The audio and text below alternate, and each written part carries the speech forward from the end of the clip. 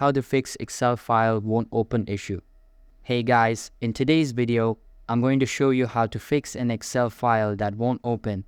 So make sure to watch this video till the end and let's get started. First, locate the Excel file that isn't opening. Right-click on the file and select Properties from the menu. In the Properties window, click the Security tab if you see it. If there's an option that says Unblock, check the box next to it. Then click Apply, followed by OK to save the changes. Try opening your file again to see if that works. If it still won't open, let's repair your Office installation.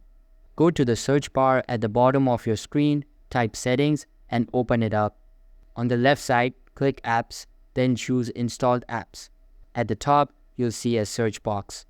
Type in 365 to find Microsoft 365 or type Office if you have a different version installed. When you see it in the list, click the three dots to the right and select Modify.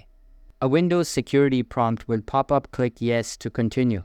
You'll see two repair options, Quick Repair and Online Repair.